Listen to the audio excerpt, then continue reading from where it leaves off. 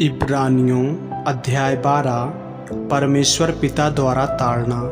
इस कारण जबकि गवाहों का ऐसा बड़ा बादल हमको घेरे हुए है, तो आओ हर एक रोकने वाली वस्तु और उलझाने वाले पाप को दूर करके वह दौड़ जिसमें हमें दौड़ना है, धीरज से दौड़ें और विश्वास के कर्ता और सिद्ध करने वाले यीशु की ओर ताकते रहें, जिसने उस आनंद के लिए जो उसके आगे धरा था, लज्जा की कुछ चिंता न करके क्रूस का दुख सहा और परमेश्वर के सिंहासन की दाहिनी ओर जा बैठा। इसलिए उस पर ध्यान करो जिसने अपने विरोध में पापियों का इतना विरोध सह लिया कि तुम निराश होकर साहस न छोड़ दो। तुमने पाप से लड़ते हुए उससे ऐसी मुठभेड़ नहीं की कि तुम्हारा लहू बहा हो और तुम उस उपदेश को जो तुमको पुत्रों के समान दिया जाता है भूल गए हो। हे मेरे पुत्र, प्रभु की ताड़ना को हल्की बात न जान, और जब वह तुझे घुड़के तो साहस न छोड़, क्योंकि प्रभु जिससे प्रेम करता है उसकी ताड़ना भी करता है, और जिसे पुत्र बना लेता है उसको कोड़े भी लगाता है। तुम दुख को ताड़ना समझकर सह लो, परमेश्वर तुम्हें पुत्र जानकर तुम्हारे साथ बर्ताव करता है। वह कौन सा पुत्र है जिसकी ताड़ना पिता नहीं करता? यदि वह ताड़ना जिसके भागी सब होते हैं तुम्हारी नहीं हुई, तो तुम पुत्र नहीं पर व्यभिचार की संतान ठहरे। फिर जबकि हमारे शारीरिक पिता भी हमारी ताड़ना किया करते थे और हमने उनका आदर किया, तो क्या आत्माओं के पिता के और भी अधीन न रहें जिससे हम जीवित रहें? वे तो अपनी अपनी समझ के अनुसार थोड़े दिनों के लिए ताड़ना करते थे, पर वह तो हमारे लाभ के लिए करता है कि हम भी उसकी पवित्रता के भागी हो जाएं। वर्तमान में हर प्रकार की ताड़ना आनंद की नहीं पर शोक ही की बात दिखाई पड़ती है, तो भी जो उसको सहते सहते पक्के हो गए हैं, बाद में उन्हें चैन के साथ धर्म का प्रतिफल मिलता है।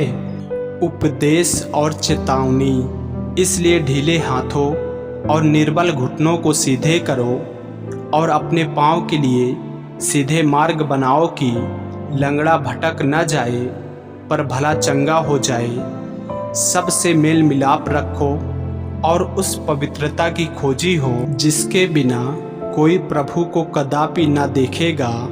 ध्यान से देखते रहो, ऐसा न हो कि कोई परमेश्वर के अनुग्रह से वंचित रह जाए या कोई कड़वी जड़ फूटकर कष्ट दे और उसके द्वारा बहुत से लोग अशुद्ध हो जाएं।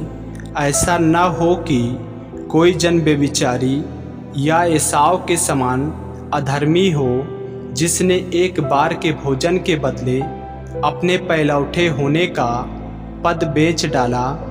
तुम जानते हो कि बाद में जब उसने आशीष पानी चाही तो अयोग्य गिना गया और आंसू बहा बहा कर खोजने पर भी मन फिराव का अवसर उसे न मिला। तुम तो उस पहाड़ के पास जो छुआ जा सकता था और आग से प्रज्वलित था, और काली घटा और अंधेरा और आंधी के पास और तुरही की ध्वनि और बोलने वाले के ऐसे शब्द के पास नहीं आए, जिसके सुनने वालों ने विनती की कि अब हमसे और बातें ना की जाए, क्योंकि वे उस आज्ञा को ना सह सके। यदि कोई पशु भी पहाड़ को छुए तो उस पर पथराव किया जाए।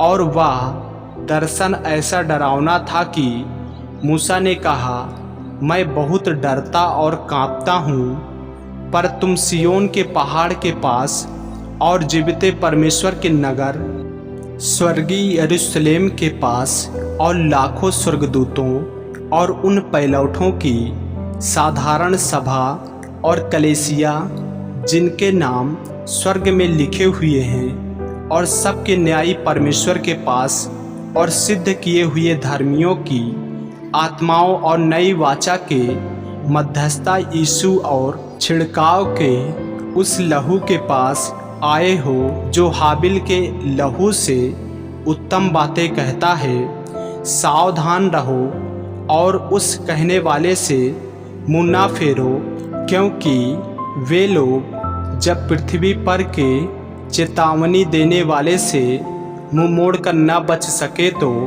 हम स्वर्ग पर से चेतावनी देने वाले से मुँह मोड़कर कैसे बच सकेंगे। उस समय तो उसके शब्द ने पृथ्वी को हिला दिया, पर अब उसने यह प्रतिज्ञा की है, एक बार फिर मैंने न केवल पृथ्वी को वरन आकाश को भी हिला दूंगा। और यह वाक्य एक बार फिर इस बात को प्रकट करता है कि जो वस्तुएं हिलाई जाती हैं वे सिरजी हुई वस्तुएं होने के कारण टल जाएंगी, ताकि जो वस्तुएं हिलाई नहीं जाती वे अटल बनी रहें। इस कारण हम इस राज को पाकर जो हिलने का नहीं कृतज्ञ हों और भक्ति और भय सहित परमेश्वर की ऐसी आराधना करें जिससे वह प्रसन्न होता है, क्योंकि हमारा परमेश्वर भस्म करने वाली आग है। आमीन।